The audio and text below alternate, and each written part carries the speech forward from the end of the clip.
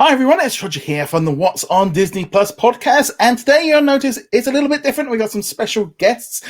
Josh is going to be leading us through a lot of discussions about Star Wars as a special episode. So let's jump into it. Josh, do you want to take it away?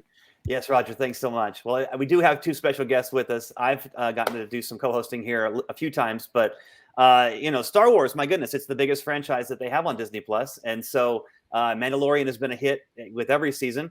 And so here we want to kind of set up Obi-Wan Kenobi, very significant series, Ewan McGregor coming back to his role from the prequel trilogy. So everyone is excited about that. And you, if you haven't seen, though, the Book of Boba Fett, and you haven't seen The Bad Batch, two other recent Star Wars stories, we want to get into that a little bit. Those series maybe give you perhaps some homework if you haven't gotten to see those shows yet. But give some opinion. These are two guys who know Star Wars extremely well.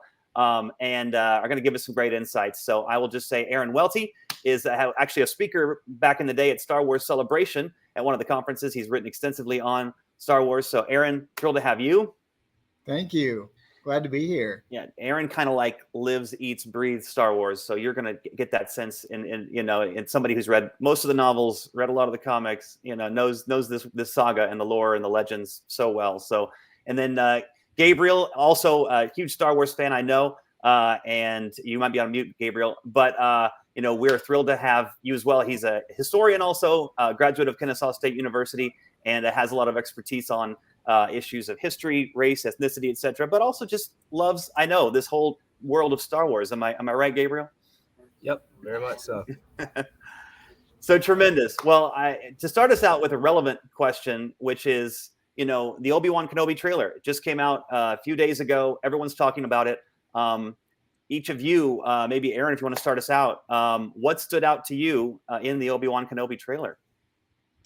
Well, in terms of talking about what we would consider to be connective tissue, we see a lot of things in the Kenobi trailer that we've seen other places, namely, obviously Obi-Wan, Tatooine, and that connects to Book of Boba Fett, but also the Inquisitors. Yeah, that's going to be significant, I think, and we want to get into that deeply. Gabriel, things that you stood out to for me, like the Duel of the Fates music cue and all that. Like I felt like I was right back in, the prequel trilogy again with some of that music. So I feel like they're definitely trying to take us back to that era. But stuff that you saw in that was really interesting or. Yeah, I think for me, the thing that made it really interesting was them really trying to go back into what the expanded universe for Star Wars used to be. Growing up in the 90s with the expanded universe with Prince Sixor and Black Sun, and of course what happened in the rise of the Empire with the different figures. I think it's amazing they're trying to reshape those conversations that happened for this time frame and take things a step further. Before, as George Lucas said, with the original trilogy, with the prequels, he tried to make clear his view how a democracy becomes dictatorship.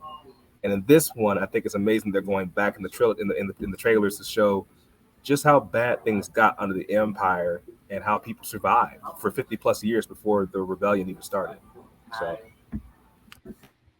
And Aaron, feel free to jump in if you want there, but that's something I saw an interview with some of the producers of this, and they made a big deal out of the fact that, we're exploring that era with the rise of the Empire, and that, it's a really fascinating time of, when you see that transition from the Republic to the Empire. And I just thought, yes, that is a fascinating and original idea, but have you been watching The Bad Batch? Have you been watching, right? The Clone Wars over several years? Like they definitely have been building towards that in a lot of the symbolism and a lot of the small little subtle changes you see. Thoughts on that?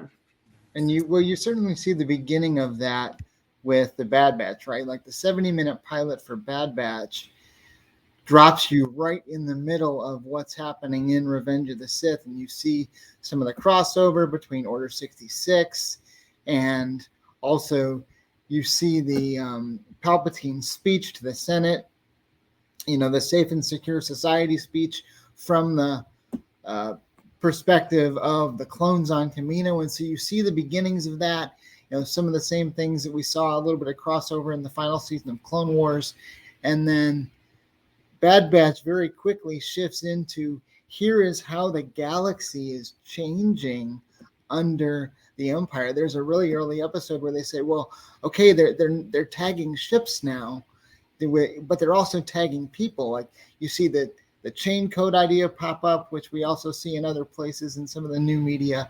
So you're definitely seeing how they are very quickly moving from the kind of the Republic Clone Wars era towards the Empire, even to where by the time you get to the end of the first season of the Bad Batch, they've transitioned from clones to TK troopers. And I know we can get into some of that later, but you're definitely seeing that happen very, very quickly. The only thing I want to pop in is like, this the thing. I think there's probably like for us that we've all seen the Clone Wars and Bad Batch and Rebels. We're all gonna, we know what's going on. But I think for so many people, if it's not live action, it doesn't exist. So therefore, this is why they need to go back and like retell it, because essentially, like my dad, if it's an animated, he loves Star Wars and he goes to cinema and waiting for the new episode. But it's the second it's a cartoon, he's gone. That's the end of it. He wouldn't even remotely. And I think there's so many people like that just won't. So they basically can retell all the stories from those TV shows. Well, and that discourages me a little bit. Gabriel, I know you got a comment here. You went on mute, so I want. Sorry. Go ahead. Yeah, like I kind of agree with that regarding the levels, the spectrum of fandom.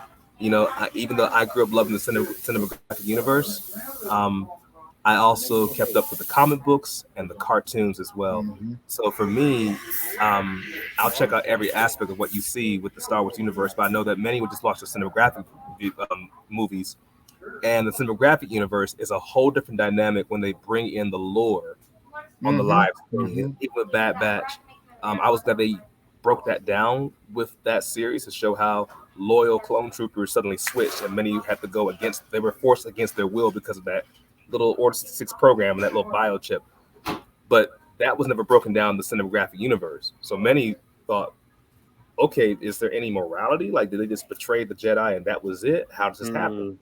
And you would have to be really dedicated to keep up with the comic books. So I feel they're trying to make this a lot more easy for people who are just visually oriented toward, live action film, Yeah, I think it's a mistake for sure if folks are not engaging with the Clone Wars and engaging with Rebels. And so I would just go search out a top 10 list of Clone Wars episodes, get through that, see what you think. And I think you're going to want to maybe start at the beginning and certainly go through some of the key storylines that were developed there, because they're just so integral to what's going to happen on The Mandalorian and where we're going forward. I mean, I think you're already going to be confused if you're not engaging with those to a degree. So try.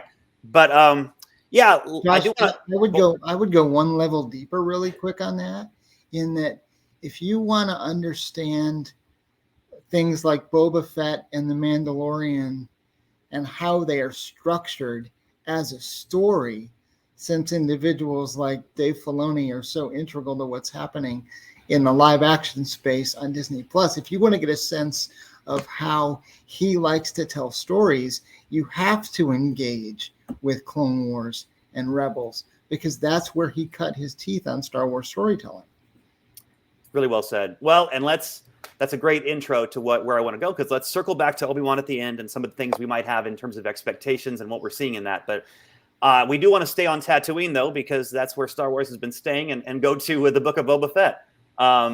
And I think there are several reasons it fell short, maybe, of what many fans wanted. And I'd love your thoughts on this, Aaron. Honestly, I've wanted to have this conversation just with you privately or whatever, because I didn't quite get his motivations entirely, even though I know to a degree some of Clone Wars and Rebels. But, I felt like in the original trilogy, he was a very self-driven bounty hunter. And now he presents himself as kind of this benevolent daimyo who mostly rejects violence.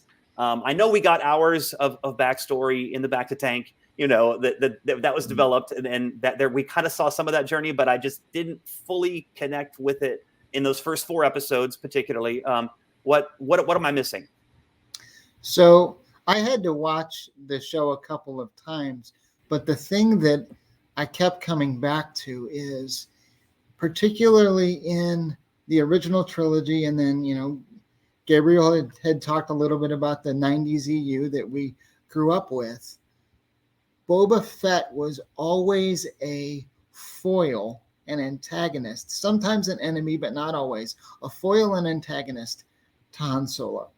And Han Solo's journey as a character, right, his hero's journey, was one where, especially when you consider what happens in the Solo film, was a journey where he goes from kind of a solo, lonely, lone wolf nature to being accepted into community, wanting community, and this whole idea, the trope that we're all familiar with of found family in Chewbacca, in Luke Skywalker, in Leia, and all of those characters, and how they kind of build out a community, they build out a family, they build out the Skywalker clan, and you essentially see Boba Fett going through something similar, where we've known him as this kind of this loner, this hunter that gets to a point where he goes through something and realizes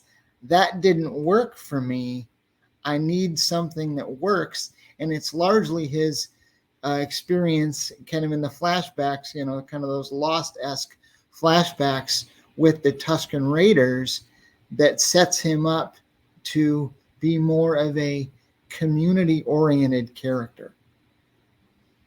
That's great. And Eric, Gabriel, go for it. You're on mute. Oh, you're on mute again. Got it. My apologies. I would add to this as well that for those who know what happened in the extended universe, Bubba didn't just remain in the role of a bounty hunter. At one point, Bubba became the leader of the Mandalorians, or at least a faction, when the original universe took the whole Star Wars theme and had the Republic and all the older powers fight against another invading system, right? So it was a big deal to see Boba Fett become a more heroic character. And so when I watched the live action series, it didn't shock me to see Boba Fett evolve to become a heroic figure who didn't just want to be a bounty hunter. That doesn't mean that he got rid of his bounty hunter background. He was still in some ways amoral if it came to him getting his job done and having his own code. But him becoming more noble is not something that's outside of his character. Unfortunately, many don't know that history. So they saw Boba Fett trying to not just be a bounty hunter working for others and thought, well, that's not Boba Fett. To me, I was like, that is Boba Fett. He had the right to evolve because he was a Mandalorian first and foremost. He was forced into that lifestyle with a bounty hunting background because of the Empire, where you had to do what you had to do to survive. And with Bubba's background as well, Boba Fett was actually well revered in the original extended universe when it came to multiple groups who he helped out. Some he begrudgingly helped out, but others he came through because he recognized their right to live. So him helping out the indigenous of Tatooine was a really big deal. It showed that he wasn't just a gun for hire. He actually had a conscience, and he respected the life of people on the planets that he hit out on. He wasn't just for himself. See, for me, I looked at it's like looking at it less so from like the extended story. To me, it was like this was not the Boba Fett that I knew. Obviously we've seen him in the original in Return of the Jedi, and I had the action figure in the Slave One as a kid, and he was this mysterious thing, and this was just like literally was like this could have been any other character. This could have been somebody brand new. It didn't have that connection to Boba Fett in the same way. Like, oh yes, he's obsessed with the Sarlacc pit. That was basically the only real connection that for I think the most like casual fans had to Boba Fett. Like, he's not even the same character. I feel like that was the big disconnect with the casual audience. Was this is not the guy you thought you were watching. He wasn't Boba Fett. But I hear what you guys are saying, because I was in the same place, Roger, and I think what Aaron and Gabriel are developing a little bit is that idea of community, and maybe that connection with Fennec Shand is almost maybe a Chewbacca type character there, where he finally had that relationship with someone. It seemed like of trust and actual mutual understanding. But then the journey they took us on, and regarding the Tuscan Raiders, who are in a sense you mentioned, or maybe is it the Sand People or the Tuscan Raiders? Am I right? Is it the Tuscans? Who are presented in the show as this indigenous people on Tatooine, and maybe who've, perhaps been relegated to a certain assumptions, face some prejudices from different groups, etc. It's interesting how science fiction is always, commenting on current issues, contemporary issues, Gabriel, this is an area I know of study for you and an expertise in terms of, some of these issues of indigenous peoples. And I saw people view what Boba Fett's character did in those early episodes, where he's kind of coming in as a hero type figure to this indigenous people. Some people saw kind of a white savior type narrative there that they objected to. How did you see that story and how it unfolded? And even understanding, I guess, that the actor's own background. Yeah, with I believe he's Pacific Islander, if I'm not mistaken, and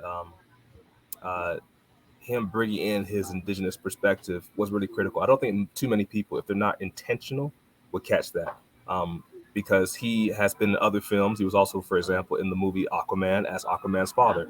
It was an intentional choice on the actor's part, and the actor who played Aquaman, to keep his indigenous heritage in place, as opposed to whitening it up so it would be a white savior complex. Those who are unfamiliar were quick to say that's a white savior. They didn't realize, no, this is an indigenous person portraying what it would be like to be an indigenous hero relating to indigenous peoples. Does that make sense what I just said? Yeah, no, it does. Yeah, so Tamara Morrison, right, is the actor here, as well as Jason Momoa you're referring to as Aquaman. Yeah, Jason Momoa. And that's why when I saw Boba Fett, again, my background, for those who don't know, is an Afro-Indigenous background. My ancestors are Cromartie, Maroons, and also Black Seminoles. And for me, it's a big deal to keep in mind what happened historically when people came through to help out the tribes.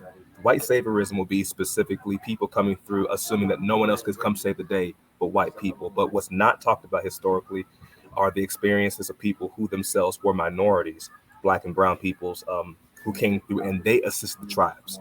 That story gets minimized. So when I saw Boba Fett in action, and again, knowing the extended universe's history with him becoming a noble hero who led Mandalorians in their mercenary lifestyle and indigenous lifestyle, it didn't shock me. But I want to say this real clearly. I know how I grew up as a fan who was Black and indigenous as a Star Wars fan. That's not the same experience I saw with a lot of fans who grew up liking Star Wars, but they themselves did not have that kind of connection. If I brought this stuff up, they would say, well, that's just trying to bring stuff in that's not really about the Star Wars story. I said, you don't know the Star Wars story, clearly, because we can talk about the Yucatan Vong. Yucatan Vong invaded. We can talk about Mara Jade. We can talk about what happened with Jason Solo and several others that fell to the dark side and had to evolve. That was in the lore. So as a true fan, I'm going to ask people, do we know what the lore actually says and why it spoke to indigenous peoples that Boba Fett actually came through? Or are we bringing our own biases into the mix? Because that's why they did what they did. They had to show the Tuscan Raiders were demonized on the planet, and they wanted to expand it to show that Boba Fett, being misunderstood himself, could relate to them because they took him in when no one else would with the Sarlacc. Even in the comics, Boba Fett did not just, he got himself out of the Sarlacc, but he got assistance from several other groups in the comic lore before he got back on his feet. And he didn't like Han Solo. He's had a lot of competition with Han Solo, but he still had to establish himself and got help along the way from other species that were oppressed by the Empire. And with the Tuscan Raiders, I thought they brought that theme in because in the Empire, it wasn't just them attacking other planets and the rebellion itself. There were multiple indigenous groups that were being overlooked, and that was a part of the lore. Even what's his name, General Grievous' people. General Grievous' background was that he did not like the Jedi or the Empire.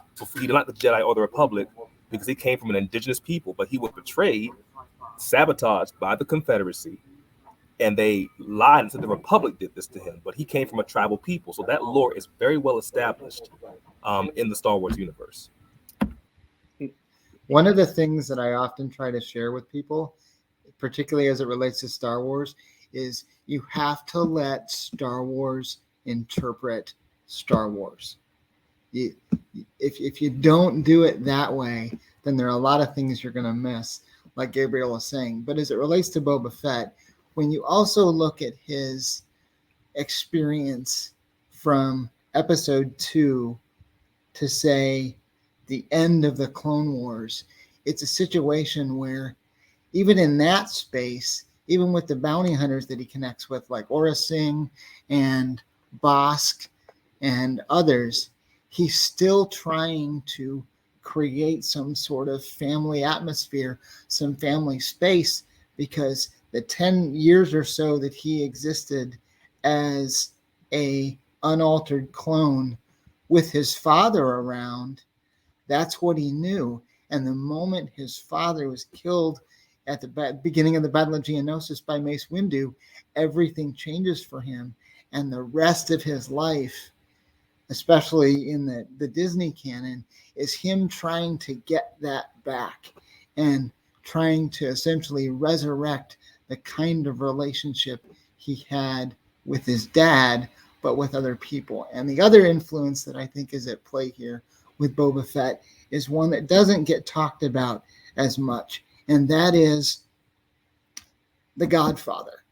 There's a lot of The Godfather in Boba Fett's story, particularly in Book of Boba Fett, where he essentially, in becoming the daimyo of Tatooine, becomes the Godfather. And I know that Josh talked a little bit about there being that connection between him and Fennec Shand, kind of like Han Solo and Chewie. But I wonder if it's more the Godfather and Tom Hagen, his consigliere from the original Godfather movies. It's a good insight. Good insight. And he, I think what I hear you guys saying too is it's this role of, in a sense, a bridge builder as a hero. It's a different, almost sort of a hero when you talk about him bridging the gap between various groups that have had these divides and him coming into it. There's one other thing I want to say real quick to that, with that Godfather theme. I love the fact that they show that little planet that people thought was a backwater planet had a lot of politics going on. Because as much as people talk about the Empire and the rise of the Empire, people forget that the Empire was not the primary power in the Star Wars universe. There were multiple criminal organizations. Mm-hmm. Again, Black Sun has been mentioned in several of the recent Star Wars movies, like Han Solo movie with his background growing up. But in the original story, Black Sun was the third greatest power in the galaxy. Even the Emperor utilized criminal organizations like Black Sun and Jabba the Hutt's people, and Vader had competition with criminal empires. So I love that after the Empire fell, they took it there and showed that Bubba still had that underworld current to face.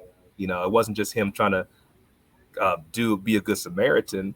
He was still a criminal. He still understood how criminals operated in that era, and so they showed that underworld has an ecology, has a social ecology, and this is what it looks like when criminal warlords no longer have an empire looking over them. They're still fighting for power on their little turf of land.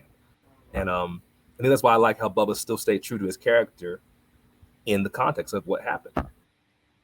And even the Hutt Syndicate, right, that Jabba was a part of, you see it laid out in Clone Wars, how there's the Hutt Council, there's the multiple families, just like it's set up in the Godfather films, and what happens at the end of the first Godfather film when a lot of the other ones are wiped out, much like Anakin wiping out the Separatist Council in Episode 3, and how that's intercut with Sidious's Safe and Secure Society speech, just like the christening that Michael Corleone goes to is intercut with the deaths of the heads of the five families in the original Godfather, largely because Lucas and Francis Ford Coppola were buddies, and Coppola helped Star Wars get made, and they had a ongoing relationship that went all the way back to going to USC Film School together. That's remarkable. I love it. You know, something as well, just not to be negative on the series, especially those first 4 episodes, but I did think, from a technical level, story level to a degree, but particularly maybe sometimes on a technical level, that there was something that felt a little bit off. I don't know, I know that Robert Rodriguez was really the director and kind of calling the shots. Obviously, Filoni and Favreau were there in the background as executive producers, but to me, I don't know that those first 4 episodes particularly were as good at utilizing what they call the volume. that Mhm. contained set when it comes to me to lighting and blocking. Like, I look at those and I often was very keenly aware that this is a contained set, that it didn't feel expansive. I didn't feel like this was, the sand dunes in the background, that it was like, no, that's green screen. So I don't know. Would you want to comment on that in terms of just technically, were they not there in terms of some of those early episodes? I think for me, I feel like those first few episodes, it just felt so disconnected. The whole kind of jumping in and out between the sort of the flashbacks and the forward was just like, why are we spending so much time here? But like you said, it didn't feel very like big. I mean, I don't know if it didn't help them maybe picking like the two slowest types of transport with the Banthas, or you had those horrible speeders which just looked like they were plodding along on. There didn't seem to be any. He said there was no scale because they were inside the volume. It didn't feel like they were in a desert. They didn't feel like that at all. Roger, I wonder if, in terms of scope, you look at 2 seasons of The Mandalorian and how much storytelling happened in that space and where we started and where we got to. I wonder if Book of Boba Fett was supposed to be a smaller story on purpose. It kind of, in some ways, it's like I would have preferred it had they just done. They would have been like a much smaller season and just kind of, in some ways, like didn't bother doing the whole backstory with the Tuscan Raiders because it just didn't seem to. Everyone was just like, well, where's this going? It's got nothing to. Whereas the actual story with like the Mandalorian, then when we had all the them all coming together to take out the Spice Runners, it's like, well, it didn't seem to then have any impact, because at first we're thinking, oh well, we're gonna have the Tuscan Raiders all coming in and like helping out. Like, well, no, they all got wiped out. I mean, just that little comment about from the Spice people, like, oh yeah, we kind of tricked you into kind of. It was like, well, there was a lot of time spent kind of building that, and it didn't really come to anything.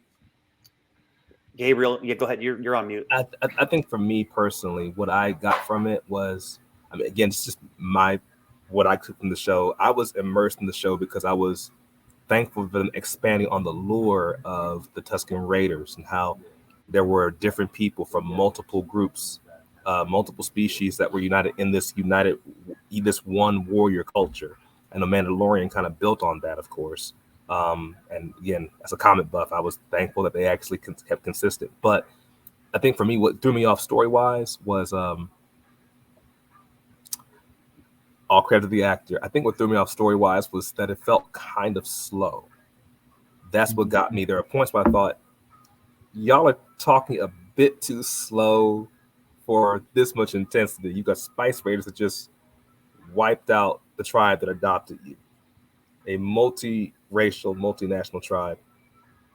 I'm gonna need to see some anger and not just contemplation, like you're in some kind of transcendental or some kind of like moment where you're processing the mysteries of the universe. And there were times we were really acting. I was like, what was his the fellow bounty hunter that helped him out, the girl. Fennec Shand? Yeah, I'm sorry, I couldn't dig it. At times I was like, no, you are not really reciting you're reciting your lines, but you should look a little. I thought she should look a little bit more fierce with her lines, still looking kind of retained, kind of self-controlled and calm. Because I just thought it was way too much for me. I kind of got the feel that it was on another planet personally, because it's a cinematographic universe. Could I have been looking for whether we're in the Sahara Desert or somewhere in Colorado? Yeah, but I kind of already got that kind of vibe watching the Mandalorian episodes with the sandworms. I felt they were trying to rush some things with this, and so they kept it very localized. It was very much centered on one group at a time. So with the Tuscan Raiders, all you saw was that campfire and practicing fighting. You didn't really see the environment they lived on outside of their raid on that train. So I think they took their time with it to keep it localized before gradually expanding things in later episodes to show everything on the planet. That was my vibe. We did get to see Tashi Station, though, and we never gotten to see Tashi Station before, at least not on screen. Also, what got me was the whole thing with like the kind of the big thing of the train attacking the train. It was a bit like, you know, you can space, and we got spaceships, and like we'd already kind of done the train robbery thing in Solo. It was a little bit like, well, it was so many times you kind of thinking, why are they meeting people in the middle of the desert when they got spaceships? They can go anywhere. They could go up and just park up in space and have a meeting, or off into the polar caps instead of just outside the city, or just just within. And I think for me there was so many different elements of going. It felt so small in a massive universe where they got access to the entire space and to that was my little issue with that one. In the whole battle scene too, with the my goodness, how do I forget the name of what's Jabba's pet? The Rancor. The Rancor? I thought the Rancor was cool, but at points I was like, this is kind of Superman-ish. With again, one of my biggest critiques was I love Mando, but this felt like it was a Mando TV show at points. I was like, why is Boba Fett a guest star in his own TV show? I dig Mando, but we have the Mandalorian for his storyline, and that took away from the epicness of keeping things centralized. If I had to go in my geek mode, think of it like this: Deep Space Nine versus Star Trek: The Next Generation. Next Generation was focused on exploration. Mm-hmm. Deep Space Nine was focused on that space station. It's the difference between the Oregon Trail and the Wild West. Two different storylines, but one is focused on travel and the other one's focused on gunslinging. And so with the gunslinging dynamic, you have to keep things very central in one spot. And I felt they tried to get that in the end, but they lost a lot along the way. It took more time to explain things than they had. Like why did it matter with the Spice Raiders? Why did it matter with the Pikes? They could have extended the episodes to give more background, so it felt more personal. Gabriel, that DS9 analogy was awesome. I love DS9. So yeah, me too. My dad used to was my captain. I love them all, but it was the most deep Star Trek. But that's a whole different topic. Well, it's certainly been we'll have to mention them. It has been what you're mentioning there, Gabriel. The dominant narrative about this show is that obviously we've been even referring to the first 4 episodes of Boba Fett, because episodes 5 and 6 are episodes of The Mandalorian, essentially season 3. I mean, they, didn't even feature Boba Fett really at all. And then the finale obviously brought them all together, which had a lot to enjoy. But I don't know, how do you respond to that, Aaron? I guess when you hear people just talking about the, just disjointed nature of the show. I don't necessarily think that they're wrong, but at the same time, we talked a little bit earlier about how someone like Dave Filoni likes to tell stories. And there have definitely been points, particularly in watching, say, Rebels, where I think even in the final, where these characters would get introduced and you'd see them for an episode or two, and then you wouldn't see them for a long time. And then everybody in like the kind of the finale space would get brought back together. And I think about the finale for Rebels and how there were all sorts of characters that we'd seen all across the series and hadn't seen for a long time. And all of a sudden, everyone's back together as kind of one big happy family, one big team to fight, the big bad threat. And I feel like there are certain ways in terms of how stories get told that, for better or worse, kind of get reused and recycled. And I think this is an instance where that happens, particularly as it relates to, say, the finale of Boba Fett. And yes, Mando's involved. And of course, as soon as you saw the Rancor and Danny Trejo show up partway through, it's like, okay, we're going to see that Rancor again. We're probably going to see Boba Fett riding it. That happened. It felt very, I think Gabriel had mentioned, it felt kind of a little video gamey, particularly the Force Unleashed 1, which is, when he goes to Dathomir and whatnot, and you see the Rancors and you get to fight him and ride him and all of that. So there's definitely places, whether it's new canon or old canon, where they seem to be pulling from all these different spaces to bring something together to kind of remix something. You know, and I think Yeah, I was going to say because it definitely had that kind of vibe of, and then we'd already seen it in the first 2 seasons of The Mandalorian, where it's like we're going to introduce 6 people, and we know that we're going to have this big adventure at the end where we bring them all in, and it was a bit like. Okay, so we saw it with like the Mando, and then we saw it with Black K, and we saw all these groups coming together. And saying about like the Rancor, we saw it all coming a mile away. Going, I want to ride that. It's like, well, we know what's going to happen in the finale.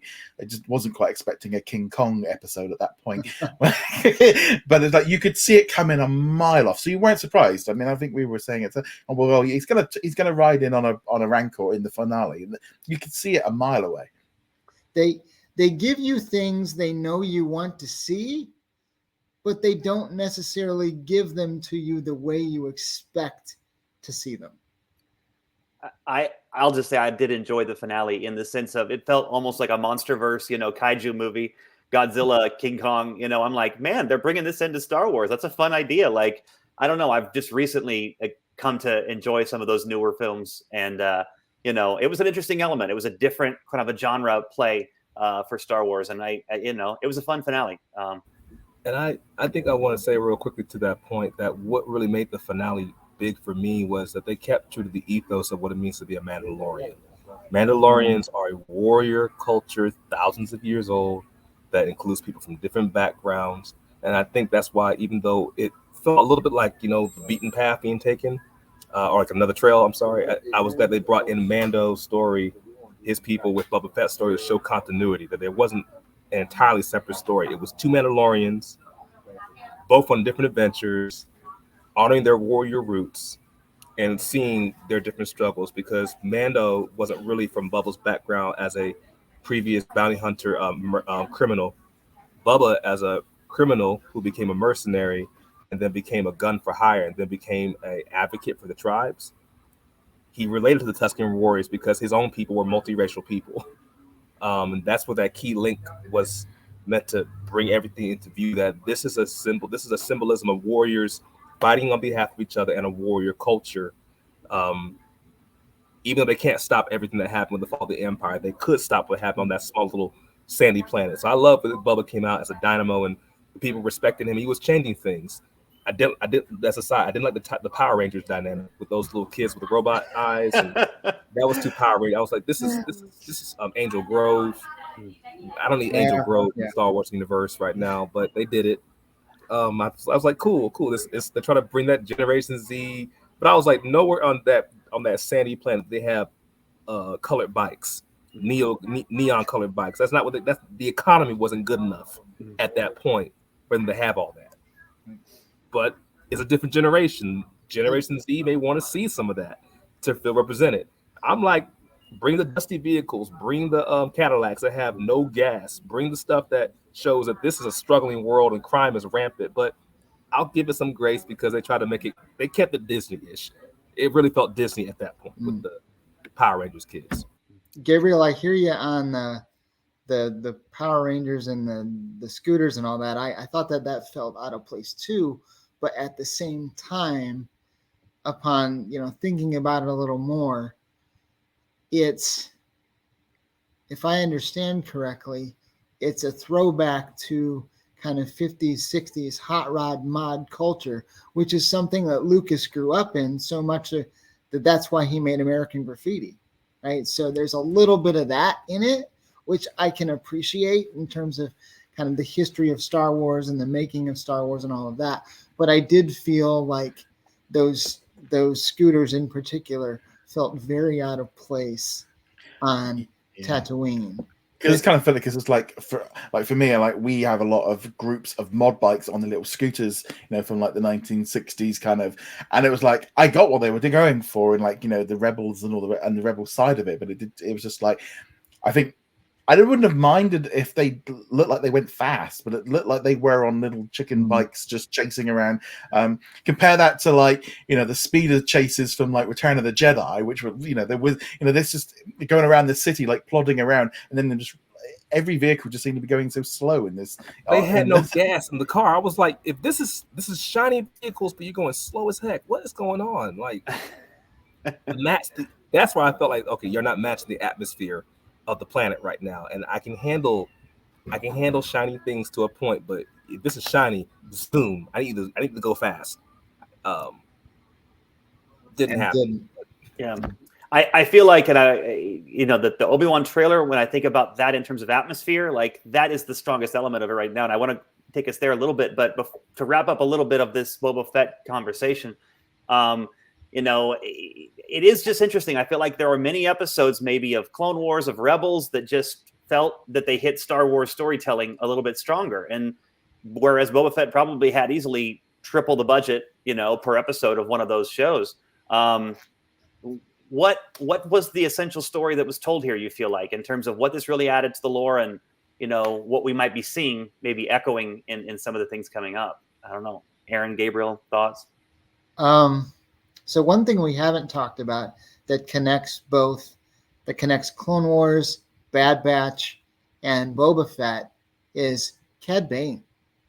We got to see Cad Bane in live action, something I wasn't sure we would ever see.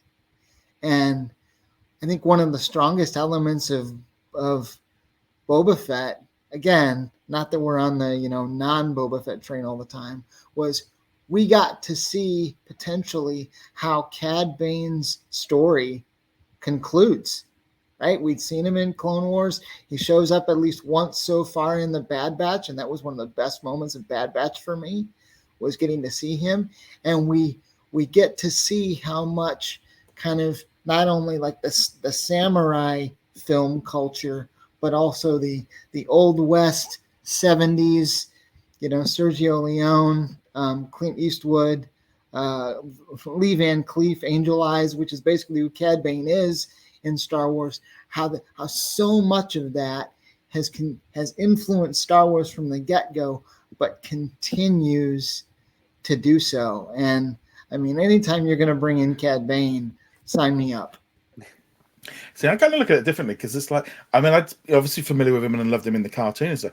But then I like in this one, in some ways, I was referring it more like with wrestling, where it was like, you've introduced this big bad guy, and you've not given him any real heat to kind of become from your casual audience. This guy comes in, shoots one person, then gets killed. He was almost like degraded to just being the hero, the villain of the episode, the week. He didn't. They needed to have survived, or they'd been built up at that point in live action to kill him off the way they did. He just was a jobber at that point. He's just been brought in. It really just didn't work for me because he was so great in the animated series, and then he's on live screen, but it didn't give him any so any casual fan would have any clue that this guy was a threat, and he was killed off. And he just, like I said, he just it really kind of was like, oh, well, you've killed him off with barely. I mean, they can bring him in a new series in Obi-Wan, and they could bring him in, and it's like you've brought him in and killed him off, so he's instantly weak from the get-go now in the casual audience's eyes. Before someone answers that, I'll just mention maybe a similarity would be how Kingpin showed up in Hawkeye, and he didn't have the same level of threat and of intensity that we know from Daredevil. Like it felt like a cheap parlor trick or something, versus this is, the next chapter of this very significant villain's, tenure in this universe. So, but I don't know who wants Cad Bane thoughts. Gabriel, I see you nodding a lot. And I didn't really like him personally. I've never liked Cad Bane in the comics. So, or in the animated series, I'm sorry, because that's where he made his debut with the Clone Wars. I kind of checked out at that point once he started to show up, and I kind of had to skip over that saga in the Clone Wars animated series and jump back in. I'm glad he had to come up with this. Honestly, that's what got my attention when Boba Fett made clear, this is not Cad Bane's show. This is the Boba Fett show. So yes. Let me set the record straight. what I think is important here, and there's a little nuance here, is that there's old footage from the Clone Wars that never got finished that shows a showdown between Cad Bane and a very young Boba Fett. That the showdown kind of gets cut before it starts, so you don't know who's going to win that fight. And I know this doesn't speak so much to a casual audience, but that footage got premiered at Star Wars Celebration in 2015, and everybody was like, what happens next? What happens next? And what they did was they finally showed us what happens next, and it's a nuanced setup where you realize that Cad Bane is faster than Boba Fett. In a gunfight, Cad Bane's going to win. But in an actual fight that involves fisticuffs and physicality, it's going to be Boba Fett, all day and twice on Sunday, in large part because of how he was trained by the Tuscan Raiders. Because when he eventually, beats Cad Bane, he does it with a gaffy stick. And see, that I love. I absolutely loved that they talked about in the Star Wars lore. They talked about how indigenous cultures, like the Tuscan Raiders, because he chose to demonize them and honor them and learn from them, it came in handy when he was in a battle that he needed something beyond what stereotypical bounty hunters knew. And right. Beyond the fact that Mandalorian warriors also trained extensively in hand-to-hand combat, for Bubba to evolve, he had to continue learning different forms of hand-to-hand combat instead of learning about how to do more gunslinging as stereotypical bounty hunters would have done. I love that because I think that's where honestly I have to keep telling people, you will appreciate the Boba Fett series more when you realize that they are also speaking, per Disney's Heart for a Diverse Audience, they were speaking to different cultures that did not feel represented. Indigenous peoples who come from warrior cultures, not all, but many. It spoke to them to see someone as prolific and prominent as Boba Fett understand in many ways, the dynamic of being adopted and taken in and trained for survival. You can't understand the significance unless you really dig into that. And even within that universe, it's a powerful dynamic to see how Boba Fett still is the number one of all time because of how he learns from anyone that he can learn from. And even though he's a bounty hunter, he's still an honorable bounty hunter. He still has his own code, but it's an honorable code. So. And Josh, I know that you had wanted to ultimately kind of bring this back to Kenobi, but so outside of what little we see of them in the films, and then what's explored in mainly some of the old EU comics, the only time you really get to see a really solid look at Tuscan culture is the Kenobi novel by John Jackson Miller. And that was published in 2013, right around the time that Disney bought Lucasfilm. So it was one of the last things to be published under Lucas Books. And that, my hope is, as we get into kind of the actual Kenobi show, my hope is that that show, on top of all the other things that we know are influencing it, like Rebels and Clone Wars and all of that, my hope is that a lot of the influence comes from what we see from the Kenobi book, which was Ben Kenobi. It opens with him delivering Luke, but the rest of it is him on Tatooine wrestling and struggling with what's happened to him and what's happened to Anakin and what's happening to the galaxy, but also interacting with the Tuscan culture and some of the, underworld on Tatooine. And the way that book set things up was, it was basically Clint Eastwood, Man with No Name, with Ben Kenobi as the title character, which when you think about how that's set up, that sort of dynamic has also influenced The Mandalorian and where we are today with the Book of Boba Fett. That's really interesting. Yeah, I am fascinated by where they're going to go in terms of pulling in the lore from Obi-Wan Kenobi, and we got just a few minutes here left. So because we can't go too deep, it's all speculation at this point. There's going to be a second trailer that will come out and give us, I'm sure, a lot more. But there is a key lore element here from you might call Filoniverse, from those shows, Rebels particularly, that is played out in this. And you mentioned it earlier, Aaron, the Sith Inquisitors, because in addition to the return of Darth Vader, which is very significant, Hayden Christensen reprising that role, we're going to see Sith Inquisitors in live action for the first time. And some fans might be like, okay, what about the rule of two? Always a master and apprentice, only two and no more there. How does the Inquisitors fit into that Lucas's supposed rule of two that the Sith had, in the prequels. It's funny as well because I think like with the Inquisitors, it's not just from the animated series, but also like from the video games, especially like Jedi Fallen Order. And there's so many aspects from that are pulling into it, which I kind of definitely, that was what pulled me in more so was, I think the base where they are is from the video game, and they're really pulling in on that whole, and I generally, I'm looking forward to the second Jedi Fallen Order game. But I thought that was quite interesting, and like they're pulling in from that lore as well, much more than just from the Rebel series. I would even go further back than that, because even though the first time we actually saw these Inquisitors on screen was in Rebels, the idea of there being Sith Inquisitors goes all the way back to the Dark Empire comics from Dark Horse in the 90s, and even further back to some of the West End kind of Star Wars RPG game manuals from even in like the 80s and into the 90s. So Sith Inquisitors are not, they seem new, but they're really not. And as far as the rule of two goes, I would simply say Palpatine is a character that we know is willing to cajole and manipulate and bend and break rules and make things legal, as it were, as it suits him, so that he can hang on to power.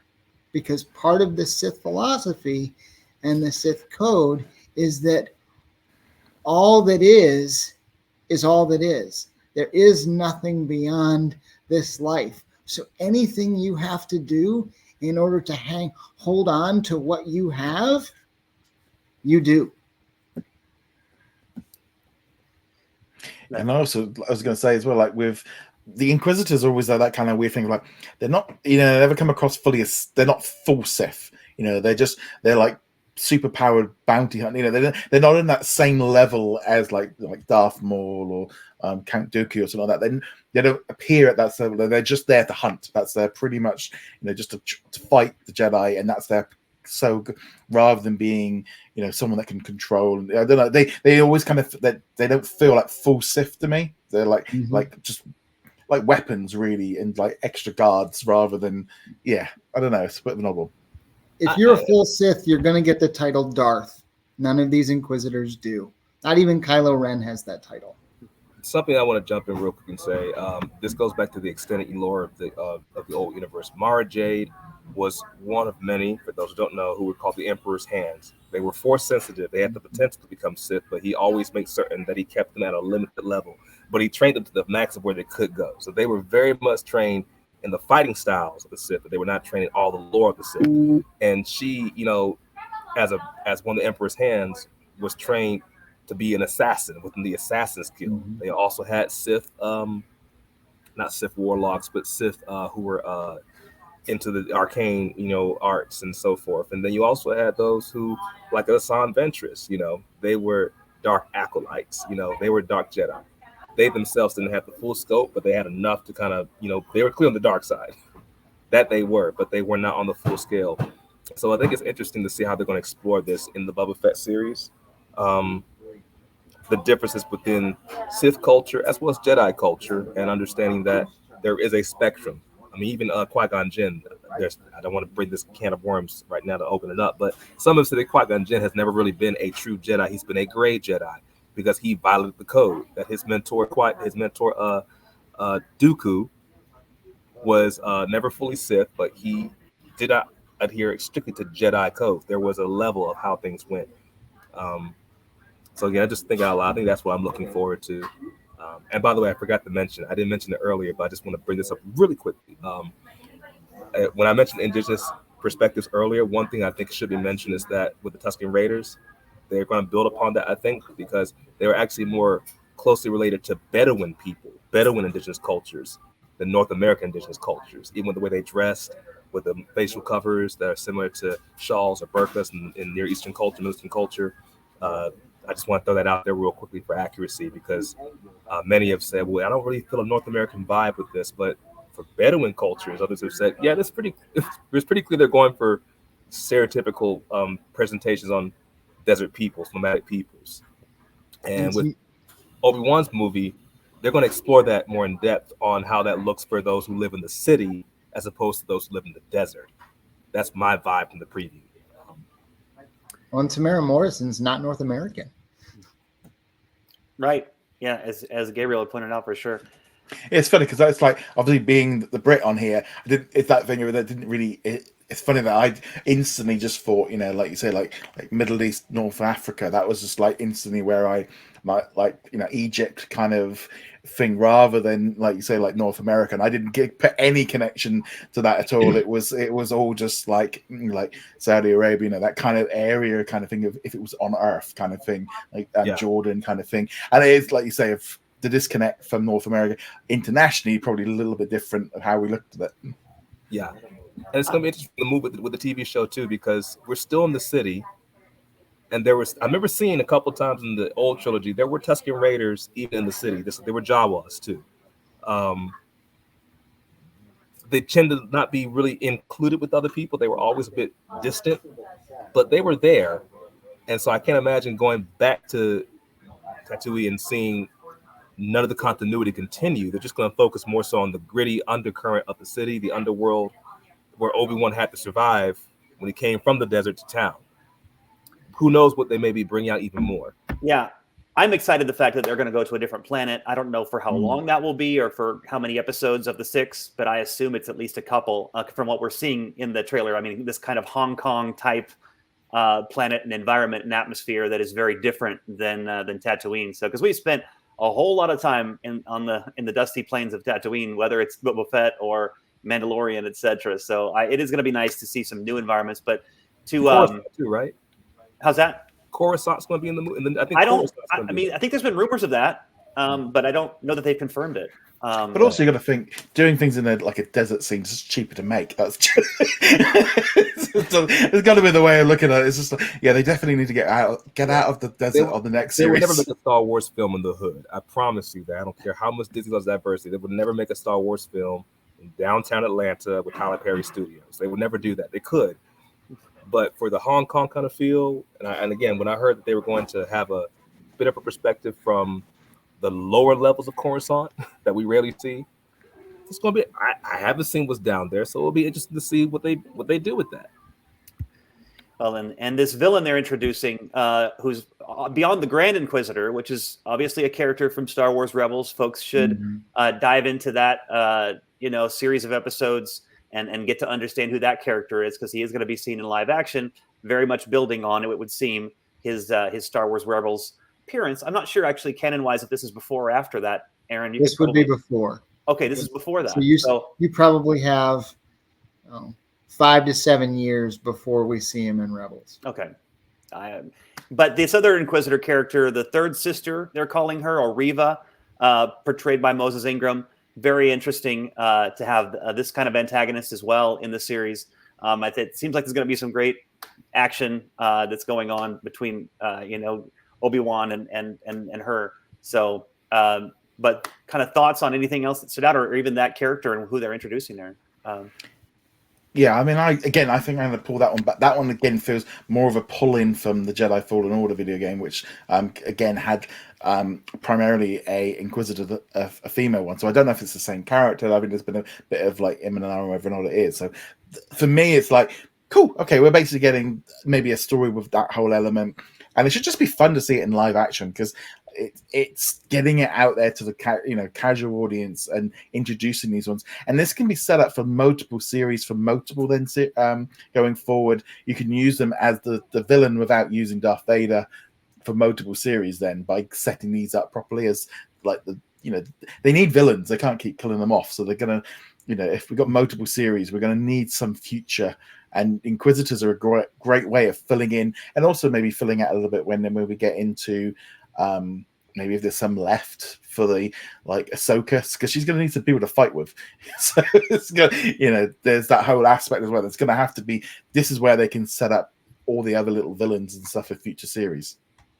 I think one thing also to consider with everything, maybe this is a bit of a random thought, but for me personally, while I'm looking forward to the character that we've been discussing, part of me has had a bit of a caution.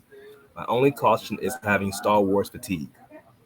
because while I want to see a cinematographic presentation of the time where people had to survive the Empire for 50 plus years,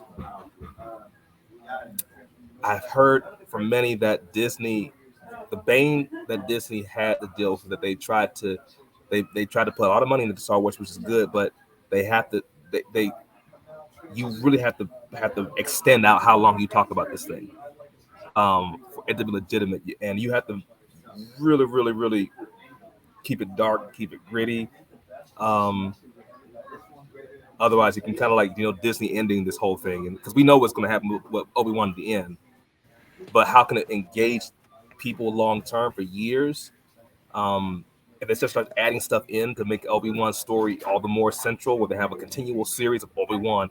Here's what Obi-Wan did 20 years into the rule of the Empire. I'm just wondering, at what point are we going to realize Disney maybe try to pimp this out beyond its time? There has to be a good stop and begin. I also feel like they don't have the advantage with Marvel where they've got the different genres in the same way. And they can make different, they can make a heist, and they can, they're trying it with Solo stuff, but I don't think it's working the same way because people want Star Wars to feel like Star Wars. Yeah. And personally, I feel like this year, I actually feel like 3 or 4 seasons of shows are just too much. I feel like, I think like Boba one series a year would probably be enough. Getting 4 just is gonna start to kind of wane on people. I mean, 2 would be 2's fine, but I do feel like 3. If we get Andor as well coming, and then we might get Mando season 3, and then if you throw in the Bad Batch, and maybe another, to me there is that element that they're going to risk burning because it's not as they can't flesh out the same way that they can with Marvel. Yeah, I will say, I can tell Aaron you want to say something here, but I will say that I've heard from Kathleen Kennedy, at least in an interview with her, regarding her saying, hey, this is a 6-episode series. It's one and done. Ewan McGregor is not coming back to this role. There just isn't a purpose for it. We don't see that. So that's at least a positive sign that they're not going to maybe keep, continuing with that particular character. But you're right. I think 4, this is going to be a huge, we've had Boba Fett already. We're going to have Obi-Wan, very soon here. We're going to have the Andor show, which will give us more to talk about, and Bad Batch season 2 just in this year. Not to mention the 5 or so Marvel shows. So it's Star Wars, like you say, it's all space opera. It's all science fiction, and in that same space. So it is hard to know that you can sustain that many Star Wars series going forward. And this obviously is going to be a limited series. Not another season of this, but Welty, thoughts? Just one of the things to keep in mind with all of this, not just Obi-Wan, is you have a somewhat contained timeline, right? You only have 19 years to play with between Revenge of the Sith and New Hope, and we've already started to play with that timeline and space on the edges with Bad Batch on one end, Rebels on the other, Rogue One, on that end. So we actually know a lot already about what's going on in the galaxy prior to the opening crawl of New Hope. Now, the space around Obi-Wan, because of where it's placed, 9 to 10 years, kind of right in the middle of that part of the timeline, we don't know as much, and we're going to learn more. But based on what we already know, we can assume a lot of things. And one of the things about Bad Batch that really does a good service for the story is you see the speed at which things are changing. That they go from the TK Stormtrooper, from the clones to the TK Stormtroopers, almost seem not quite overnight, but almost seemingly overnight. And there's a speed to which not only the Empire rises, but on the other end, when you get to Mando and Boba Fett, there's a speed to which they also fall. It's good. Random thought, by the way. I wish that the universe, I don't know what the rules will look like depending on the universe you're dealing with, but I do know and I do hope that they may consider doing a comic book crossover with Star Wars. I know for a fact, by the way, that with Star Trek, the X-Men were prominent in the comics. Captain Jean-Luc Picard did work with the X-Men at one part of the comic lore, and they almost had a Superman Star Wars comic team up. So just for ideas for Disney, I would say Disney, please consider bringing in some, just going there and just making this thing even more crazy than the galaxy far away it already is. But wow, that would be wild. That would be wild. That would be wild. When you talk about different corporate ownership too of Star Trek, it being in the Paramount world, and Disney doesn't always play nice, unfortunately, with with other companies. Although I don't know what fandom would do with a Star Trek Star Wars crossover. Like that might just short out a lot of brains. I mean, if Star Trek and Star Wars crossed over, I would be like, oh my God. It's 2022, y'all. It's time to dream big and dream different. Disney is going to own a church pretty soon. They already want to own DC. I'm predicting coming up soon. They might just take it there and say, look, we're going to make this work. But that's just my fandom geekdom coming out. I don't know what that would look like, because it could be a hot train mess, but it happened. At least it's on record that they tried, Well, Star Wars has a bright future, no question. The Force will always be with us under Disney's ownership. No question of that. They want to keep this thing going. So, I don't know, closing thoughts before we wrap this up. I know we're all looking forward to maybe that second trailer, and also maybe there are some, episodes that people need to go check out from Rebels, and maybe even Boba Fett, give it a second try. I might do that, watch a few of those again. From what I've heard today, I think I've gotten a little bit more insight and appreciation for it. But thoughts, guys, to close us out? I'm ready for the May 25th. I mean, it's going to be the 45th anniversary of New Hope, 45th anniversary of when we first saw Obi-Wan Kenobi. The more they lean into John Jackson Miller's novel, the happier I'll be. I'm just looking forward to just, again, I think we've been in the Mandalorian zone for a few years now, so it'd be kind of nice just to be back into something, like with the prequels, or just doing something completely different with Obi-Wan, and we've got Darth Vader, so it's just gonna, and also I want the Empire around a bit. That's what I'm interested in, of them being in charge, and because I feel like that's been one of the issues of Mandalorian, of not having the Empire in that same way. I'm looking forward to going back to the classic, Rebels versus Empire for this series. Yeah, I think for me, this is my inner geek coming out. But I really would hope, as much as the Obi-Wan preview is amazing, and they've done a pretty amazing job expanding the lore between the Empire's rise and even post-Empire with the new Star Wars films that have come out. I really hope they tap in at some point into the Old Republic, showing the rise of the Sith and the Jedi, and showing how dynamic that era was. That's never really been tackled on a cinematographic level.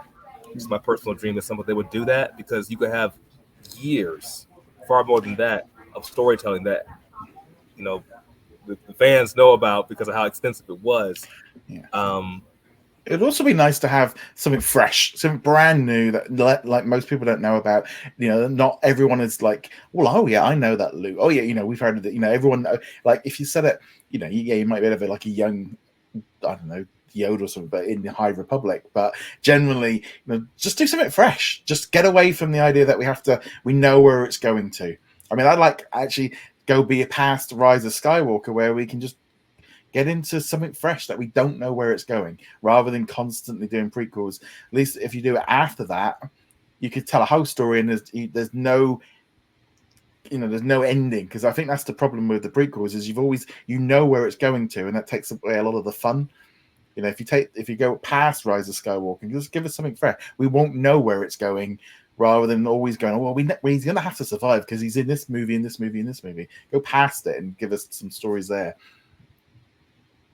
As long as it still feels like Star Wars, because I think that's a concern that a lot of the fandom has, that if you try to do something new and something fresh, the question is always going to be, does this feel like Star Wars or not, or does this feel like I understand Star Wars to be? Like, that's the big question I think a lot of fandom wrestles with these different things. Yeah. And to me, we know that Dave Filoni tends to be kind of the carrier of the flame when it comes to the real, I don't know, the lore and understanding of it and bringing that in and getting Lucas's kind of ethos of what Star Wars is back on screen. And so he's not listed as an executive producer on Obi-Wan Kenobi. That to me is like, okay, I hope that we're still going to get something that is as rich in the lore. And same with Andor. I don't know that he was involved in that show. So I'm just, curious to see it. And then obviously we're going to have a whole crop of Favreau and Filoni shows that will come out, Ahsoka, etc., that are going to be coming post this point. But yeah, it's a bit of a question mark if we can have stuff that's going to feel like Star Wars here this year. And I think it will. We'll see. But Roger, thanks for having us all. This has been a great conversation. Yeah, so just again, thank you very much for jumping in and doing this special episode. It's been great to kind of jump in and dive into a very different side of Star Wars from different angles, different perspectives, and have a bit of a deep dive ahead of Obi-Wan Kenobi. As per usual, guys, you can go check us out over at whatsondisneyplus.com. You can find us on all the different social medias and subscribe and stuff. And Aaron, Josh, and Gabriel, if you want to maybe tell us where they can find you, that would be great. So start off with Aaron. I would say Instagram, Aaron Welty, and then also on Facebook as of right now. Yeah, cool. And Gabriel? Oh, and he's muted as well.